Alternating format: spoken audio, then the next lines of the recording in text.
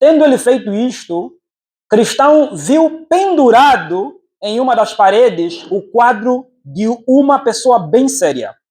Era assim: tinha os olhos erguidos ao céu, o melhor dos livros em sua mão, a lei da verdade estava escrita em seus lábios, e suas costas, voltadas para o mundo, estava de pé, como quem suplica aos homens, e havia uma coroa de ouro sobre a sua cabeça.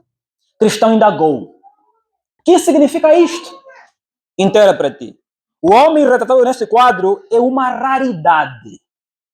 Ele pode gerar filhos, ter dores de parto por eles e amamentá-los depois que nascem.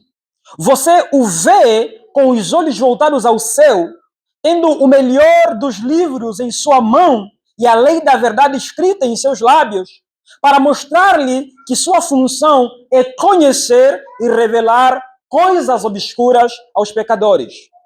Também você o vê em pé, como se implorasse aos homens, e o mundo atrás dele, e uma coroa sobre a sua cabeça.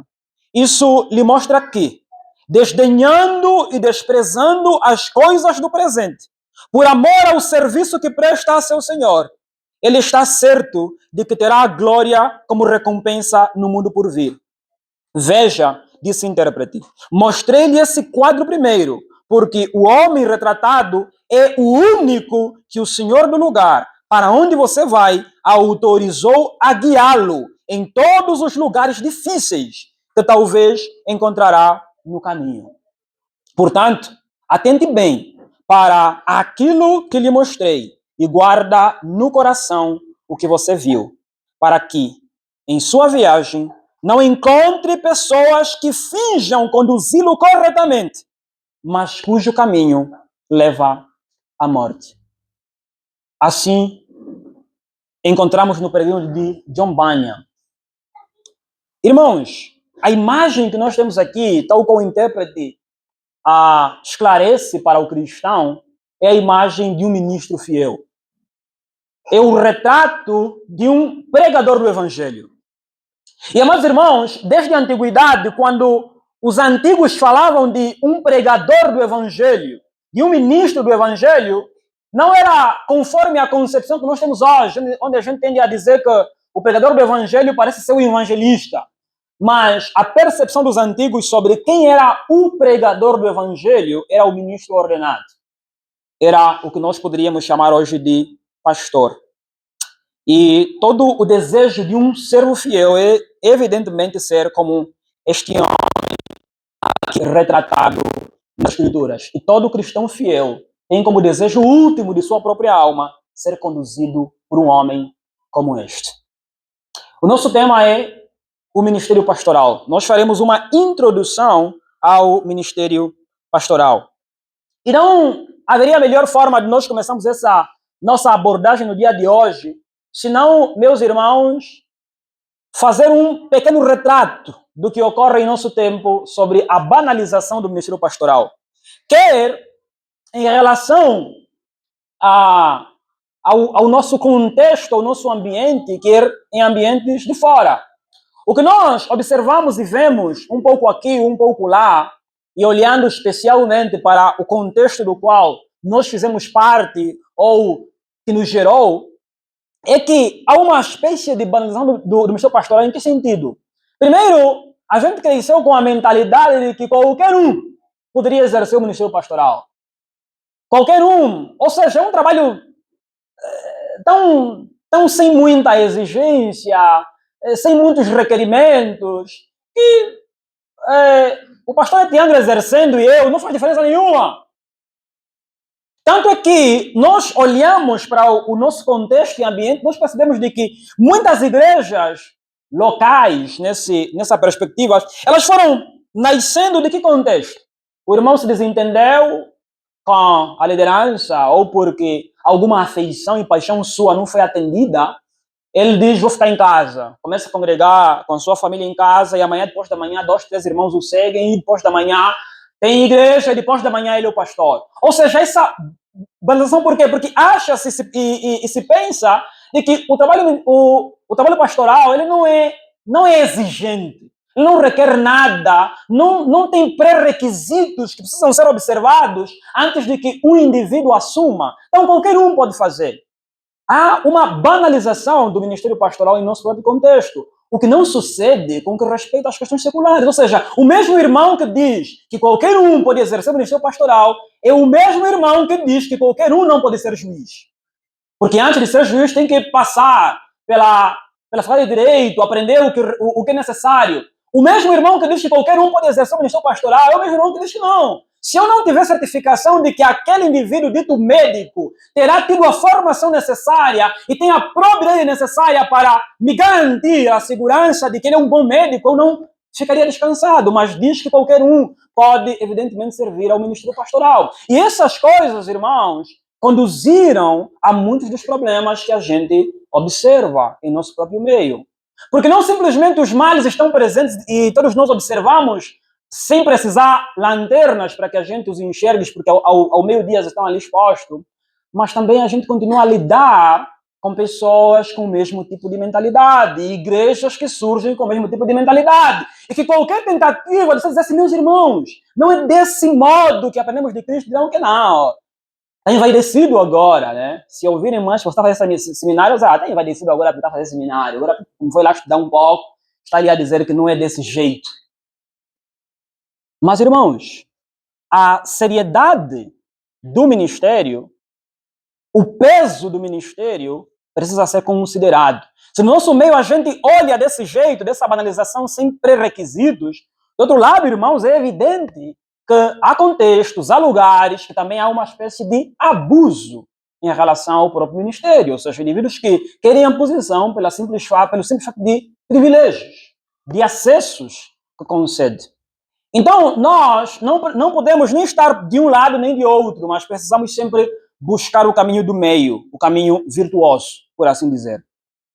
Amados irmãos, convido os irmãos a abrirem as Escrituras em Efésios, capítulo 4, versículo 11 ao 14.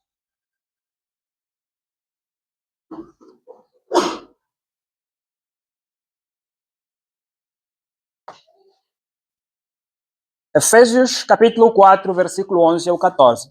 Diz assim as Escrituras: E ele mesmo deu uns para apóstolos, e outros para profetas, e outros para evangelistas, e outros para pastores e doutores, querendo o aperfeiçoamento dos santos para a obra do ministério, para a edificação do corpo de Cristo. Até que todos cheguemos à unidade da fé e ao conhecimento do Filho de Deus, a homem perfeito, à medida da estatura completa de Cristo, para que não sejamos mais meninos inconstantes, levados em roda por todo o vento de doutrina, pelo engano dos homens, que com astúcia enganam fraudulosamente. Irmãos, o ministério pastoral, ele é de uma importância tamanha, é de uma relevância tamanha, que os antigos, eles pensavam e diziam de que uma igreja constituída segundo a mente de Cristo, ela é completa só quando ela tem ministros ordenados. Ou seja, uma igreja, de acordo com a mente de Cristo, ela só está plenamente constituída quando os ministros foram ordenados. Especialmente aqui falamos dos dois ofícios que nós entendemos como existiam na igreja ordinária, como sendo pastores e diáconos.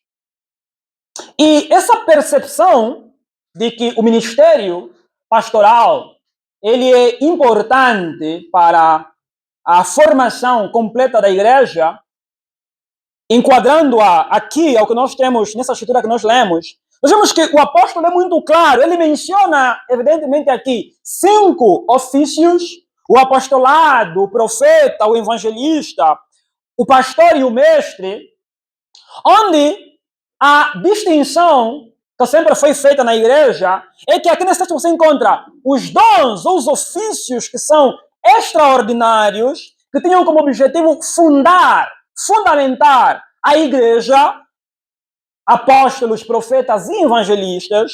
Os irmãos podem confirmar, evidentemente, isso lá nos Antigos, especialmente os irmãos quiserem observar isso em Calvino, por exemplo, no volume 4 das Institutas, o capítulo 3, se a memória não me falha, ele vai elaborar isso. E ao mesmo tempo que vão fixar de que há outros dois ministérios ou outros dois ofícios que eles são, na verdade, permanentes, são ordinários, que é o pastor e o mestre. Evidentemente, há alguns que entendem e dizem pastor barra mestre, como sendo uma referência ao mesmo ofício, o pastor mestre. Porém, se entramos nas discussões se aqui é pastor mestre ou pastor e mestre, porém, o consenso é de que esses dois ofícios são os ordinários. Então, se por um lado o apóstolo diz que tudo isso foi concedido por Cristo para a edificação do corpo, se apóstolos, profetas e evangelistas estavam ali com o objetivo de dar o fundamento, como nós olhamos em Efésios 2, onde é dito de que a igreja foi edificada sobre o fundamento dos apóstolos, do qual Cristo é a pedra de esquina, se esses têm o objetivo de legar o material, entendam mais ou menos assim, os apóstolos, profetas, especialmente estes, tinham a missão de legar, de dar e de conceder à igreja o material para o trabalho. Assim como nós temos alguma distinção, por exemplo, entre o construtor de uma casa e o fabricador do material da casa, a lógica é a mesma. Os apóstolos eram como que os indivíduos que deram o material para a edificação da casa, por assim dizer. E se você puxar Coríntios 3, você tem lá aquela discussão do apóstolos, a mostrar o quê? A mostrar que cada um edifica sobre esse fundamento. Ou seja, o material no qual nós trabalhamos, pastores, mestres, o material com o qual trabalham não é um material por eles inventado. É um material legado, um material que receberam de apóstolos e profetas. O objetivo e missão deles, então, é que é edificar continuamente o corpo de Jesus Cristo com base no material, portanto, que lhe foi dado. Então, o ministro fiel é aquele que tão e simplesmente deseja manter-se nos limites daquilo que foi legado pelos apóstolos. Então, nós aqui, os ofícios foram dados para a edificação do corpo. Para quê? Para que cheguemos ao conhecimento do Filho de Deus. Para que atinjamos a maturidade e não sejamos como meninos inconstantes, como crianças, que por aqui e por lá vão por qualquer coisa. E nós temos tido alguns meninos inconstantes no nosso próprio meio. Hoje é aquilo, amanhã é aquilo outro, hoje diz que é fiel. A igreja, amanhã vem rapidamente um movimentozito, o indivíduo já foi. Por quê? Não necessariamente porque não tenha, talvez, ministros fiéis, mas porque é alguém que não se dispõe, como nós lemos aqui nessa descrição do peregrinos, porque eles não se dispõem e não entendem de que somente um homem daquela estatura é que foi autorizado pelo Senhor da casa para conduzi-lo no caminho até o céu. Então você vê que hoje, né, muitos de nós, se não ouvíssemos que aquilo é de John Bunyan, diríamos, esse pastor está a inventar aqui uma história para ver se nos manipula. Mas Bunyan está dizendo assim, o ministro fiel é o único autorizado pelo Senhor para dirigir-te e conduzir-te para o céu. É isso que Bunyan pensava e é isso que os puritanos pensavam. Tanto é que, aqui só uma parte bem rápido, hoje nós, sermão de 40 minutos, já bateu 40 minutos, estamos já a começar a olhar na hora. Acaba quando? Vamos nos virar aqui, acolá, na cadeira, estamos cansados. Os puritanos, as famílias puritanas, no dia do Senhor, no domingo, se o ministro pregasse menos de 1 hora, eles achavam que aquilo era uma traição, porque eles esperavam a semana toda para ouvirem as orientações do Senhor enquanto caminham para o céu, que o ministro que prega para eles menos de 1 hora entendiam que é um ministro que os traiu.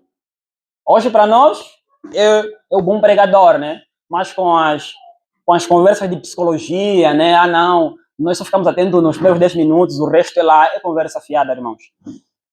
Ok, voltando aqui ao nosso ponto, então, meus irmãos, entramos aqui. Primeiro, vamos olhar da natureza do ministério pastoral. Qual é a natureza do ministério pastoral? Eu vou abordar isso em 4 pontos. Primeiro, é uma vocação. Segundo, é um trabalho. Terceiro, é um ministério de supervisão e quarto, é um ministério relacional. Da natureza do ministério pastoral. Primeiro, o ministério pastoral é uma vocação. E nós podemos olhar aqui mesmo para o texto que nós temos. O versículo 11. E ele mesmo deu uns para apóstolos. Irmãos, aqui, e se os irmãos voltarem o contexto no qual o apóstolo Paulo vai dizer que, olha, o Senhor Jesus subiu, levou o cativeiro, distribuiu dons aos homens. Ou seja, o ministério pastoral é uma dádiva do Senhor.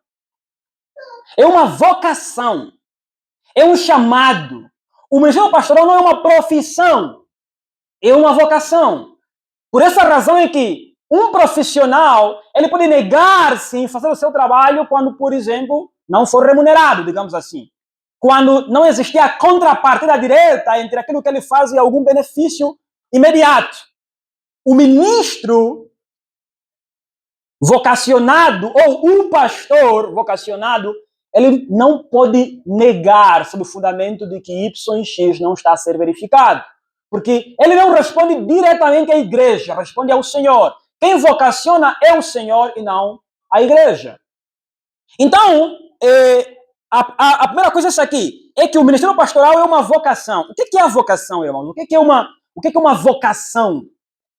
A ideia de vocação, como já pontuamos aqui, é um chamado. Ou seja, é como se eu estivesse na minha casa. Tentem olhar, por exemplo, na vossa salvação. O momento em que o Senhor vos trouxe ao seu corpo. Estão na vossa casa, vivendo as vossas vidas de forma tranquila, livre e felizes no pecado.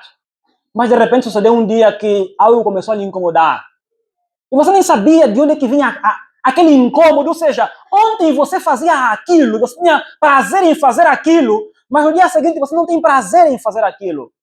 No dia seguinte parece que lhe incomoda. Parece que traz-lhe alguma perturbação e vem daquele jeito. E você sem saber concretamente o caminho é esse que eu devo seguir. É um chamado. Nós chamamos de chamado eficaz. Ou de graça irresistível. É aquela vocação, é aquele chamado que o Senhor, de forma poderosa, opera em teu próprio coração e o direciona das trevas para a luz. Assim é também o ministério pastoral. Assim também é o pastorado. O indivíduo não se vocaciona, assim como eu não me salvo a mim mesmo, eu não me introduzo no caminho divino a mim mesmo, mas sou introduzido. Igualmente, o indivíduo não se introduz a si mesmo no ministério pastoral, ele é introduzido pelo Senhor. Ele é vocacionado, é chamado pelo Senhor. É uma vocação. E a ideia de vocação, ela vem com outro elemento, né, que é uma definição que foi dada por algum puritano, que era algo menos assim. Quem é o vocacionado? Ou quando é que nós estamos perante uma vocação? Dizia esse puritano, o vocacionado é aquele que, quando todas as portas estão abertas, ele decide entrar pela porta do ministério. Eu repito, o vocacionado é aquele que, quando todas as portas estão abertas, ele decide entrar pelo caminho do ministério. Esse é vocacionado. Isso quer dizer o quê? Quer dizer que quando o indivíduo não se deu bem na vida em mais nada e acha que a única solução dele é o ministério pastoral, esse provavelmente não é vocacionado. Ou seja, o ponto para ele é que o ministério pastoral ficou a única opção para ele. Tentou aqui, tentou lá, não conseguiu. Acho que o ministério pastoral, a gente olha por ali muito com o pentecostal, e o pentecostal não está conseguindo entrar no concurso público, dia seguinte é pastor e tem uma igreja ali. Por quê? Pelo simples fato de que todas as portas se fecharam e a única porta que ele viu como saída foi o ministério. Então, o vocacionado não é desse tipo. Ele diz assim, eu posso ser aquilo. Eu posso usar a nossa linguagem aqui, eu posso singrar em X, mas eu não consigo ver um outro lugar para ir.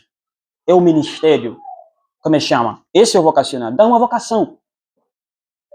Quer dizer que se o indivíduo não enxerga em si essa coisa, que depois veremos lá com com uma outra qualificação, a possibilidade é que não seja. Segundo, o ministério ou pastoral, ou a natureza pastoral, primeiro, é uma vocação, segundo, é um trabalho. Os irmãos podem ver em 1 Timóteo.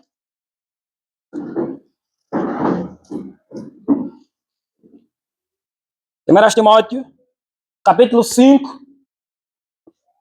versículo 17 e 18.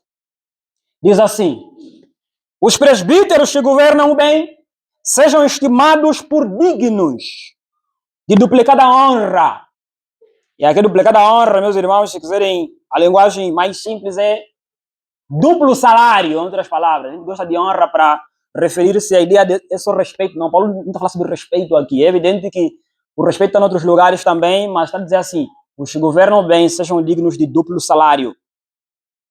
E ele prossegue: principalmente os que trabalham na palavra e na doutrina.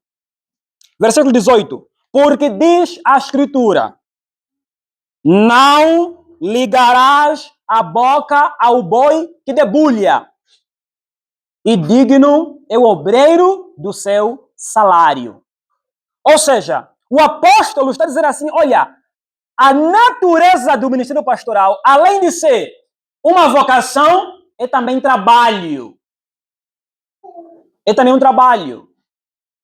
Né? Aí conta-se aquela história, eu já ouvi por algum lugar onde alguém chegou e disse assim: conversei com fulano é aquilo, fulano é aquilo, fulano é aquilo, fulano é aquilo. Mas pastor, qual é o teu trabalho? Ele, eu sou pastor, mas você é pastor, mas qual é o teu trabalho? Não, eu sou pastor, preciso orar, ler as escrituras, preparar sermão, aconselhar, acompanhar. Eu percebi o que você faz, mas qual é o teu trabalho? Paulo está dizendo assim: o ministério pastoral é um trabalho.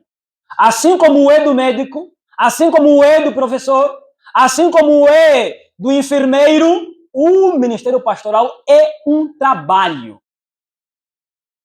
E é por ser um trabalho que Paulo está dizendo o quê? Não atarás a boca ao boi que debulha. Imagina o boi, né? Provavelmente aqui estamos... Muita gente está na cidade, não sabe bem a realidade do mato, né? Mas imagina lá, né? Você tem os bois amarrados ali no jugo com a charrua. E o boi é o quê? O boi, enquanto ele está a trabalhar, né? Enquanto tem a charrua por trás dele, alguém pegou nela para orientar os passos enquanto faz ali a preparação da terra. O que acontece? O boi ao mesmo tempo está a comer. Está a recolher pelo caminho o seu alimento. Sustentando a si mesmo e o resto guardando para remoer à noite. Volta a dizer assim: imagina se a forma pela qual o boi se alimenta é essa. Imagina você pegar na boca do boi e amarrar enquanto ele trabalha. Você está a ser desumano. Você está a ser o indivíduo que está a prejudicar o boi. Por quê? Porque ele se alimenta enquanto trabalha. Assim é também o pastor. Por ser um trabalho, é digno de ser recompensado pela igreja. E o ponto aqui, irmãos, não é de que só se dá salário ao pastor enquanto não trabalha, né? Aquele negócio que às vezes o pessoal diz: não, mas o Salvador já costuma ir lá na mata e tal, no fim do mês recebe a parte dele, mas para que nós vamos pagar mais ele? Aquele é um trabalho e esse é outro trabalho. Assim como lá é recompensado por aquele trabalho, aqui deveria ser igualmente recompensado pelo trabalho que aqui faz. Ou seja, é trabalho, e por ser trabalho, Paulo está dizendo assim: não atarás a boca ao boi que debulha. Quando a igreja usa o argumento de que, como já lá, já recebe, e aqui também quer, não. Então, é como se fosse que estamos a considerar unicamente como seu trabalho lá, e aqui como se fosse uma prestação voluntária. E o que acontece às vezes é que a gente exige que o pastor seja voluntário na igreja, né? Se ele começar a falar sobre dinheiro, esse pastor aqui está ganancioso, como é que já recebe lá e quer mais receber aqui? Mas o ponto para Paulo é trabalho. E por ser trabalho, então precisa ser recompensado pelo trabalho. E quando nós não o fizemos, Paulo diz assim: nós estamos a atar a boca ao boi que debulha. Estamos a ser desumanos com esse mesmo indivíduo. Paulo prossegue. Terceiro, o ministério pastoral, ele tem a natureza de ser um ministério de supervisão. E Aqui eu cito rapidamente Atos, por exemplo, 20 e 28, que nós temos conhecimento, quando Paulo está se despedindo lá dos irmãos, diz assim: olhai por vós mesmos e pelo rebanho sobre o qual o Espírito bispos para pastoreardes a igreja de Deus. A ideia de presbítero, como sendo aquele indivíduo que supervisiona, em termos muito simples, é o quê? É que a igreja ela é composta por membros. E enquanto composta por membros, a igreja recebe cada um dons, cada um serviços, né? Não há só dois dons que não há na igreja, que é o pastor e o diácono, por exemplo, ou ofícios, digamos assim. Você tem por lá Coríntios 12, você tem uma lista. Paulo vai dizer o quê? Paulo vai dizer, olha, o pastor enquanto presbítero, porque aqui são intercambiáveis, são sinônimos, o pastor enquanto presbítero, ele tem que função? Tem a função de supervisionar como é que cada um dos membros anda, quer em relação à sua vida no exercício dos dons que recebeu na igreja, quer em relação à vida como um todo. O pastor é o supervisor. Por que a vida como um todo? Porque a tua vida como cristão não acaba quando você sair dessa porta para lá fora. A tua vida como cristão, ela continua. Aqui a gente, vamos dizer aqui a gente é instruído, aqui a gente aprende, compreende e entende o que precisamos fazer, mas depois temos que fazer o quê? Aplicar lá fora. Assim como o pastor instrui aqui qual é o caminho, ele igualmente precisa supervisionar como é que cada um de vocês está a executar, a exercer aquilo que terá aprendido. É supervisão. Por isso que você consegue perceber essencialmente que o Paulo está dizendo lá aos Efésios, que tem como função que, pelo seu trabalho, edificar o corpo. Para que todos vocês cheguem à maturidade. Não sejam meninos inconstantes. O menino inconstante é o indivíduo que não sabe o que fazer da vida. Paulo está dizendo assim, é função do pastor supervisionar sobre como as coisas vão na igreja, sobre como as coisas vão em relação aos seus membros, sobre como as coisas vão em relação às suas vidas familiares, laborais e tudo mais. Ou seja, tudo é submetido aqui, eu posso estender e dizer assim, toda a nossa vida, como nós vimos ontem, enquanto membros, a nossa vida ela é submetida à supervisão da igreja, porque a igreja é autoridade sobre nós, sobre o nosso discipulado. E quem é o supervisor desse corpo local? É o pastor. Então, cada pastor supervisionar. Então, ele tanto tem que fazer isso, quanto você, como membro, precisa perceber de que é função do pastor fazer isso para contigo. Então, quando vem ele pedir contas da vida, não diz, pastor, está se metendo muito na minha vida. Como está a saber como é que eu estou a gerir minhas finanças? Pastor, será que quer o quê com o meu dinheiro?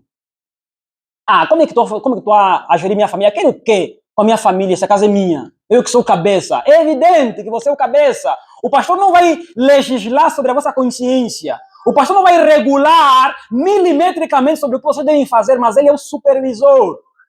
Você é o cabeça da tua casa, evidentemente. O pastor não é a cabeça da tua casa. Porém, quem é o supervisor sobre você enquanto cabeça da tua casa? É o pastor. Você presta contas a ele em relação a como você está a supervisionar como cabeça a tua própria casa. E por não percebermos isso, a gente às vezes, muitos irmãos entram em crises no casamento. Por quê? Por vaidade, simplesmente por orgulho. Porque acham, eu mando aqui em minha própria casa e o pastor não tem nada a dizer ou a falar. Mas ele é supervisor. Quarto, o ministério pastoral é um ministério relacional.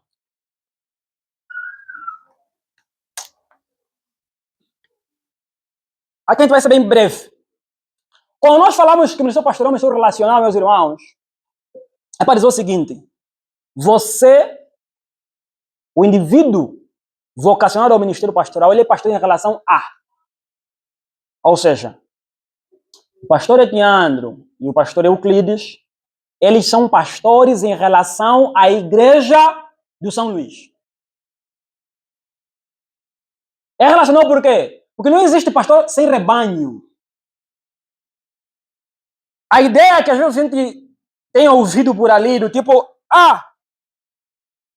eu sou pastor.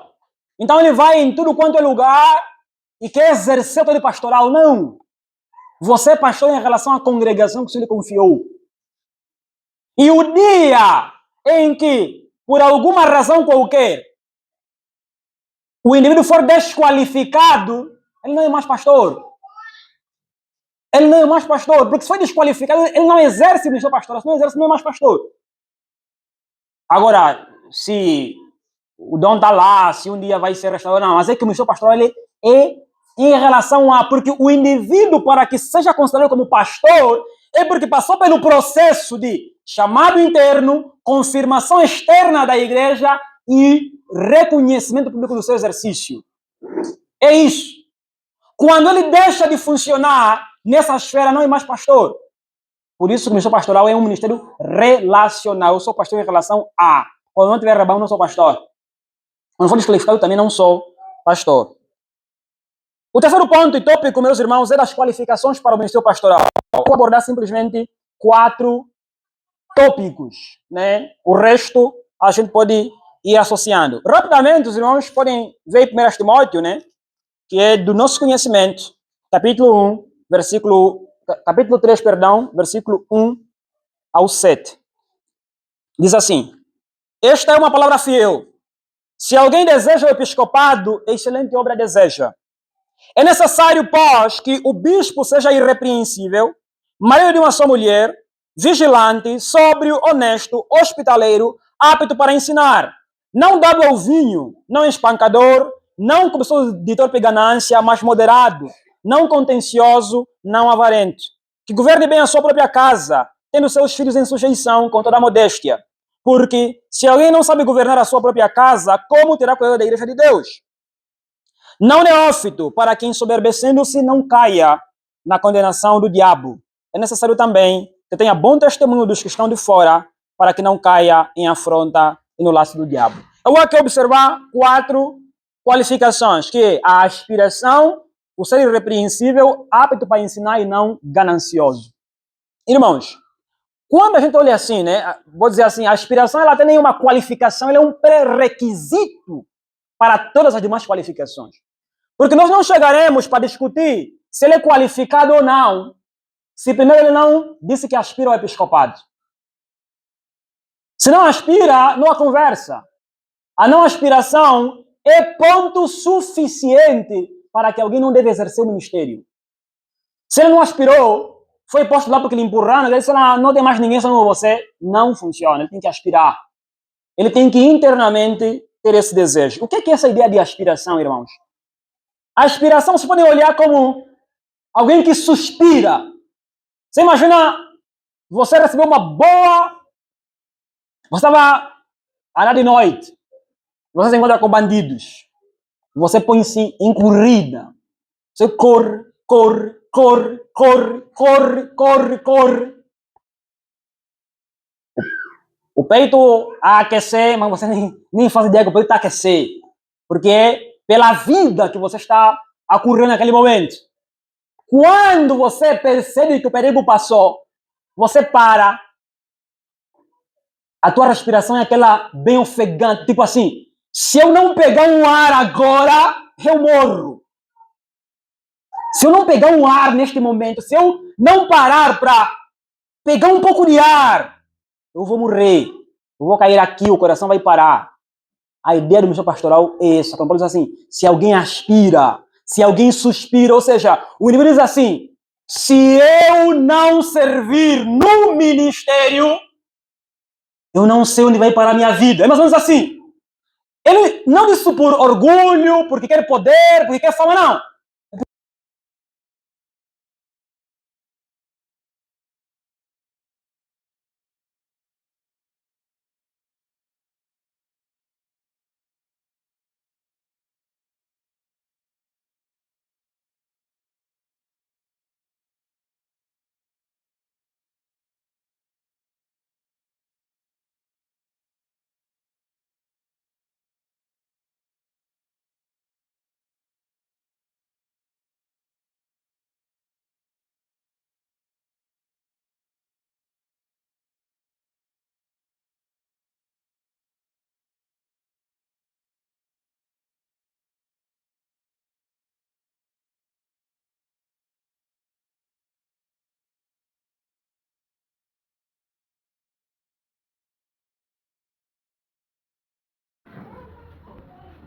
Ou seja, ele correu e diz assim: se eu não respirar no ministério, eu morro. Esse homem, com essa compreensão, será um homem que será fiel. Será um homem que sofrerá pelo ministério. Será um homem que abnegará pelo ministério. Será um homem que estará em condições e com disposição de dizer assim: posso perder tudo. Lembrem, diz aqui o que nós lemos. Ele está de costas viradas para o mundo, por quê? Porque ele despreza os ganhos que o mundo pode oferecer. Por quê? Porque ele quer ser fiel ao seu Senhor no ministério que foi vocacionado. É isso que pode dizer assim, se alguém aspira. Agora, não é aquele irmão que, por frustração, entra no ministério. Não é aquele irmão que, porque não consegue fazer mais nada, quer o ministério. E não é aquele irmão que, porque está desocupado, e essa desocupação, eu digo e reitero aqui porque é parte do nosso contexto. Há muita gente que está no seu pastoral porque anda desocupado. E eu primeiro indivíduo que assim que aparecer concurso público, ele olha assim: onde é que tem mais vaga? Ok, é lá onde eu vou. Ele diz assim: eu estou no ministério, então, por exemplo, a igreja não tem condições para me suster, eu vou lutar aqui com o Senhor. Aqui onde eu estou, para que o Senhor me garanta e o Senhor me dê alguma coisa para fazer aqui onde eu estou. Pouco ou muito, até eu farei, contanto que consiga me manter fiel ao ministério. Esse vai ser o indivíduo, meus irmãos, que, se não for por alguma situação, sei lá o que seja, ele nunca largará o ministério. Ele lutará com todo mundo, mas nunca largará o ministério. Ele não estará ali pelos ganhos, mas por fidelidade ao seu Senhor. Esse alguém aspira ao ministério, isso aqui aspirar.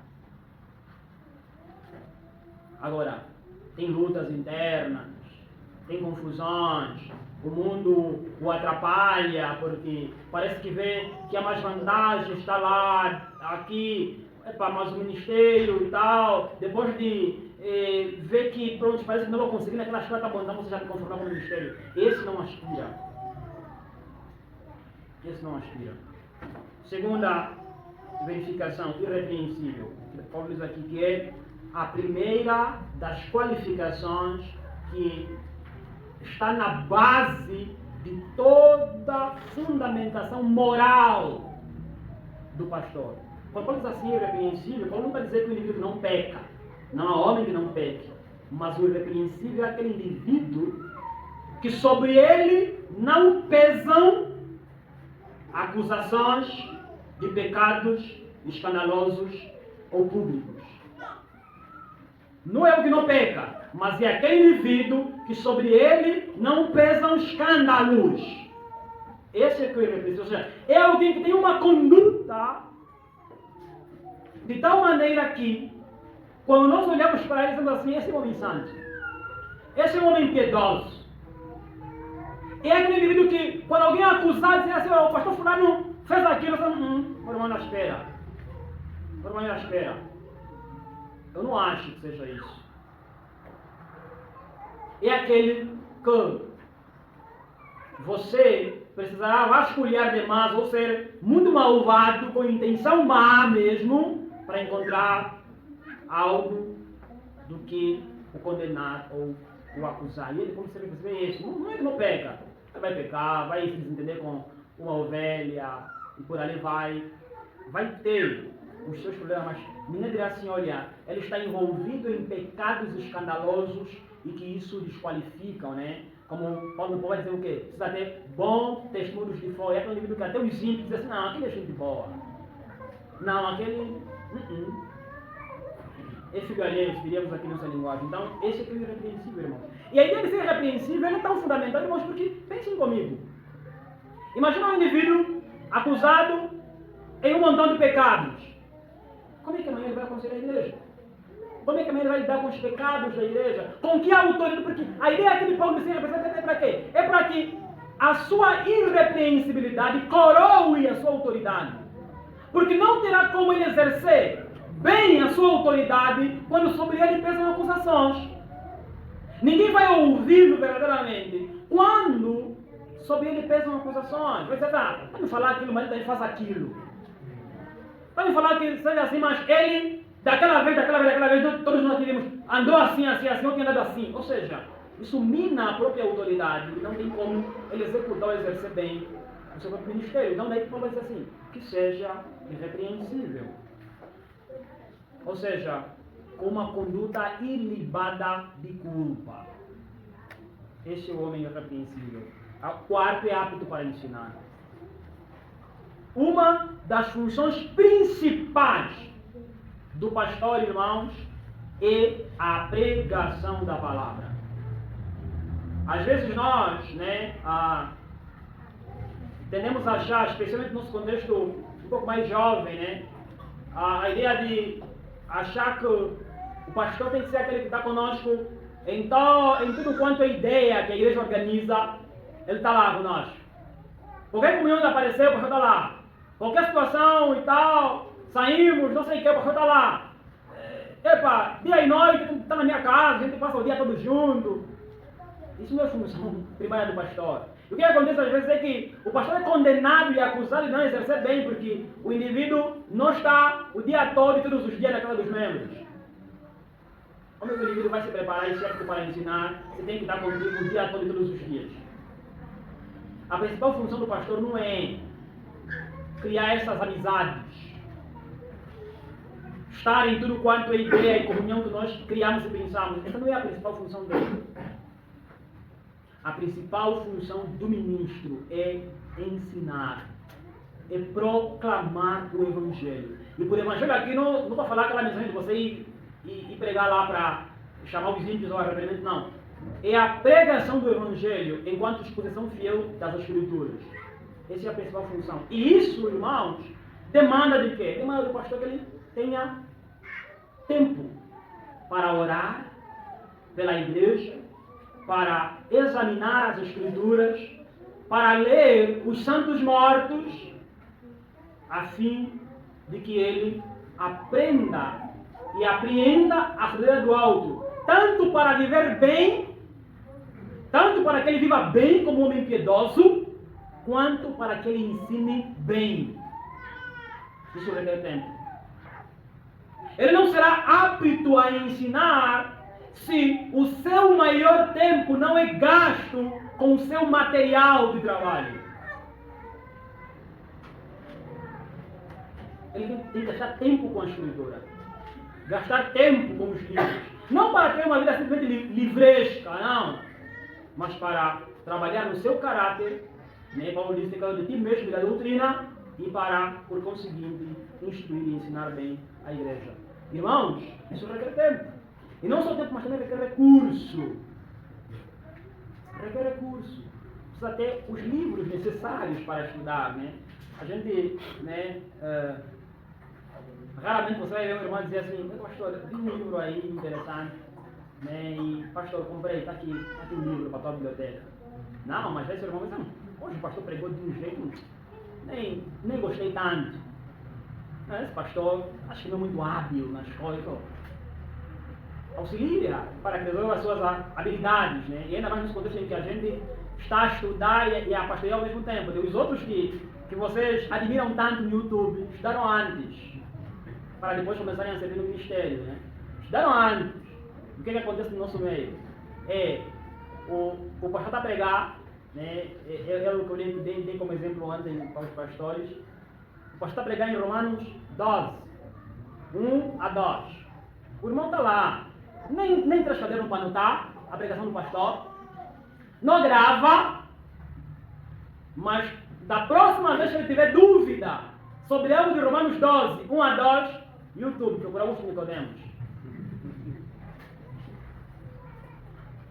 para tirar as suas dúvidas. Quem está a pastoreá-lo, meu amado irmão?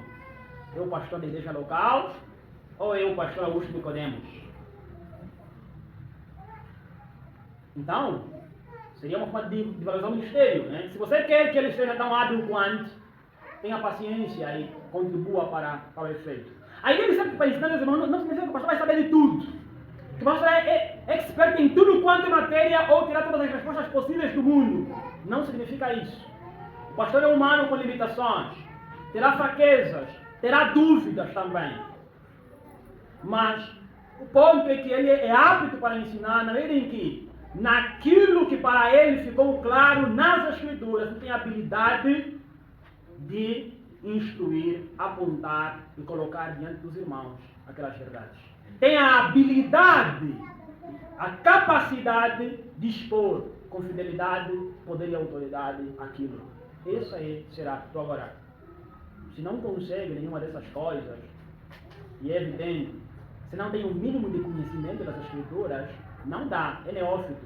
Tem que sentar, aprender antes, para depois se levantar para instruir outros.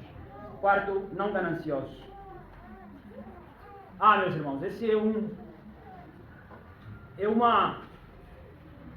uma qualificação, especialmente no nosso contexto, que ela é tão difícil de abordar. Por quê? Porque, por um lado, você tem aqueles que são evidentemente gananciosos, estão no ministério por dinheiro. É como Paulo fala a Timóteo, são indivíduos que pensam que a piedade é causa de lucro. E nós conhecemos muitos que são desse tipo, que mancham o bom nome de nosso Senhor Jesus Cristo e envergonham aqueles santos ministros fiéis. Nós temos esses homens. Mas ao mesmo tempo que temos esses homens, essa qualificação é tão difícil de ser trabalhada. Por quê? Porque as chances de mal entendidos são grandes. Irmãos, sejamos sinceros conosco mesmos, vocês estão ali sentados. Às vezes o pastor Diandro estava aqui nesse público, o pastor Euclides fala sobre dinheiro. Quais são os pensamentos que passam no vosso coração? Pastor, parece que agora só está resumindo tudo em dinheiro. Pastor, parece que agora está aí a reclamar. Será que está sofrendo? Que agora só quer dinheiro? Ou seja, é algo, por quê? Porque o dinheiro, meus irmãos, não é à toa que, diríamos assim, é um dos pecados associados a ele que a Escritura coloca em grande rivalidade com Cristo. Ou seja, ou você é fiel a Cristo ou fiel a Mamon. Ou seja, o dinheiro ele é tão apegado a nós, como são recursos, a nossa tendência de agirmos e reagirmos com desconfiança para qualquer pessoa que diz assim: você precisa tirar um pouco do teu dinheiro para aquilo e aquilo, são grandes. Porque ela está bem ligada ao nosso conforto. Não é à toa que Paulo vai dizer que o amor ao dinheiro é a raiz de todos os males. O dinheiro tem esse potencial. Assim como ele pode corromper o ministro, a ponto de ele só querer estar no ministério por conta do dinheiro, ele pode também corromper o membro, a fim de se opor ao ministro, porque ele não quer dar dinheiro. Ele não quer dinheiro. Mas o ponto é esse: o ministro não pode ser ganancioso. O pastor não pode estar no ministério por causa do dinheiro. Lembrem o que nós dissemos. Ele aspira, ele é vocacionado. Ele não está ali porque a igreja vai lhe pagar. Está ali porque o Senhor o vocacionou. Essa é a razão simples. O ser sustentado pela igreja é um dos deveres da igreja para com o ministro. Mas não é a razão pela qual está no ministério. Porque o dia que um pastor estiver no ministério por dinheiro, acabou, irmãos, acabou. Acabou. Todo tipo de males vão entrar na igreja. Por quê? Porque, via de regra, os mais corruptos deste mundo têm sido os que têm dinheiro. Têm sido os que têm dinheiro. Paulo vai dizer que se devem ser ricos, caem em tentações. Sabe de que com a apetência à riqueza, há caminhos, há patamares que a pessoa precisa passar para obter e manter. Então, daí que Paulo vai dizer o quê? Cuidado. Se o dia que o pastor coloca o dinheiro como causa para estar no ministério, problemas gravíssimos virão. Vai ser aquele que vai tolerar tudo, mas absolutamente tudo quando vier de alguém que tem dinheiro. Há um pastor, ele é brasileiro, nós conversamos de quando em vez, ele disse que temos a partilhar, a conversar, ele ficou a relatar sobre algumas dificuldades que estavam a ter, vamos dizer assim, as provações que estavam passando no ministério. Por quê? Pelo fato de que a igreja, vamos dizer assim, tinha estabilidade financeira. Só que, o que aconteceu? É como tudo, né? Os membros com mais dinheiro contribuem mais, os com menos também menos, porque é proporcional. Só que o que sucede? Uma família que tenha muito dinheiro na igreja começou a andar mal, contrário ao evangelho. Exaltação daqui, da colar, não obedeciam e não ouviam. Chegou o dia que o pastor tinha que se posicionar, e que, pá, tem a disciplina eclesiástica. Se vocês não querem sujeitar-se ao evangelho, então teremos que aplicar a disciplina. Quando aplicam a disciplina para aquela família rica, ela, como era amiga de outra família rica, influencia a outra família rica para que abandonem a igreja. Excomungaram ele, disciplinaram aquela família e nos dias seguintes outras famílias seguiram. Ele já começou a ficar, evidentemente diminuiu o poder financeiro, dificuldades, começaram a correr risco, inclusive, de perder o espaço que eles arrendavam para os cultos. Ou seja, imagina se o coração daquele pastor tivesse no dinheiro. Seria suficiente para tolerar, passar em cima daquela família que está contrária ao evangelho, para dizer o quê? Se esse parar de dar o dinheiro dele aqui, nossa finança acaba e a gente vai ter problema. Então, o que é a solução? É para vamos deixar. Mas, pode dizer que não pode ser garantido por quê? Porque vão ter os dias que vai ser ou o dinheiro ou a fidelidade a Cristo. E o dia que uma coisa começa a chegar, acabou. Se ele tiver apegado ao dinheiro, acabou. Por isso que, se você é um indivíduo que tem problemas com dinheiro, é ganancioso, assim como, por exemplo, a gente diz assim, o irmão que sabe que é ganancioso deveria considerar seriamente em ocupar uma posição que ele lida com dinheiro todos os dias. Assim também, se você verifica em que ganância tem a prova de entrar pelo ministério, você vai fazer dos santos fonte de lucro. O último ponto, e aqui vou falar muito rapidamente, de forma em cima, porque o meu tempo já está meio esgotado. Eu falo ainda, né, irmãos? Parece que já consumi uma hora, provavelmente. Né? Mas pronto, esse sou eu mesmo, irmãos. Que a Alemanha os conta. O nosso último ponto, então, é do exercício do ministério pastoral. A gente precisa de ouvir, né? Na escola aguentamos boa de hora, mas quando o assunto é na igreja, estamos sempre lá na hora. Mas hoje, podem falar no vosso coração, amém, irmãos? Ou não, amém? Não se arrependam, amém? Ok. Agora aqui, meus irmãos, eu quero pontuar rapidamente sobre o que o pastor faz, concretamente. Qual é a sua função, assim, muito mais básico. Primeiro, irmãos, é que os presbíteros refutam o erro. Timóteo, Tito 1:9. Tito 1:9 diz assim: retendo firme a fiel palavra, que é conforme a doutrina, para que seja poderoso, tanto para demonstrar com a sã doutrina, como para convencer os contradizentes. Irmãos, oposição sempre haverá na igreja. Vamos dizer assim, os do contra sempre haverão na igreja. Quando fala aqui do contra, não é o irmão que tem dúvida. Não é o irmão que discorda em relação a uma posição do pastor, não. Não é concretamente isso. Mas há aqueles indivíduos que deliberadamente querem manter uma posição de hostilidade contra o pastor. Há esses indivíduos, irmãos. Nós já tivemos aí, no final de semana passada no BIE, a gente ouviu lá de alguns indivíduos que era isso. De uma oposição, ou seja, ele não tem razão. Só não foi o cara do pastor, só não é isso. Então tudo que o pastor falar, ele já ouve com antenas levantadas. Nem que fosse um erro de gramática, ele vai vir para refutar.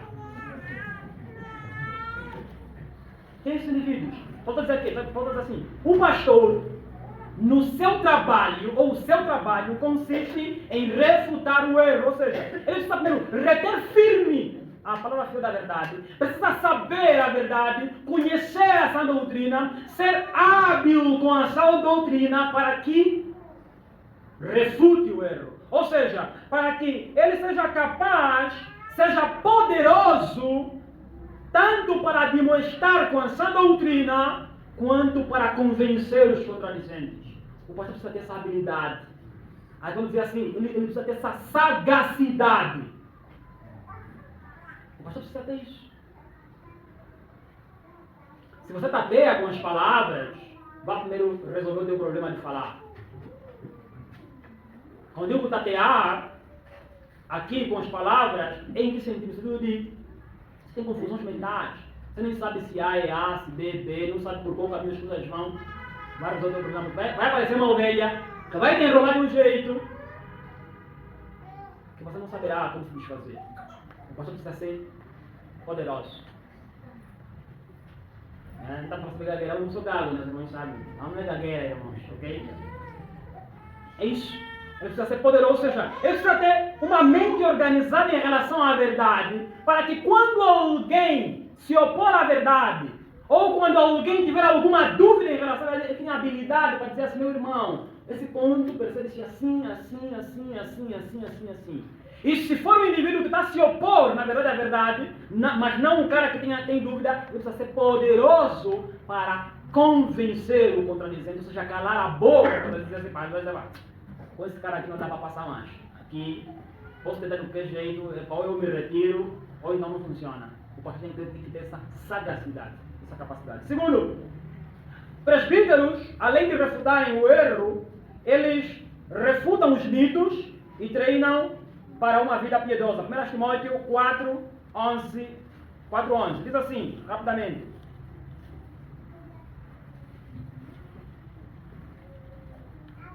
Não, 4:7, perdão, meus irmãos, 4:7. Diz assim, mas rejeita as fábulas profanas e develhas e exercita-te a ti mesmo em piedade. Então, o pastor precisa ter essa capacidade de quê? De refutar as fábulas, as vãs filosofias. Precisa ter essa habilidade. E aqui eu abro rapidamente uma parte que às vezes a gente comenta com o João Salvador, que é a questão relacionada ao quê? Ao fato de que na formação dos antigos em teologia, a formação antiga envolvia a filosofia. Hoje os pastores só estudam línguas originais, né? E acham que vão resolver todo o problema com isso. Não vão resolver o problema com isso. Vale pensar que tudo se resolveu, que era segundo o léxico, a etimologia, isso não resolve os problemas. Então, ele precisa ter a habilidade de refutar os mitos, as fábulas, as suas filosofias. Com a palavra, com as escrituras sagradas. Terceiro, os pastores ordenam, diz aqui o versículo 11, manda estas coisas e ensina-as. Irmãos, o pastor ordena. Ah, mas o pastor me manda fazer isso, eu sou livre, não. Eu sou livre, não, o pastor ordena.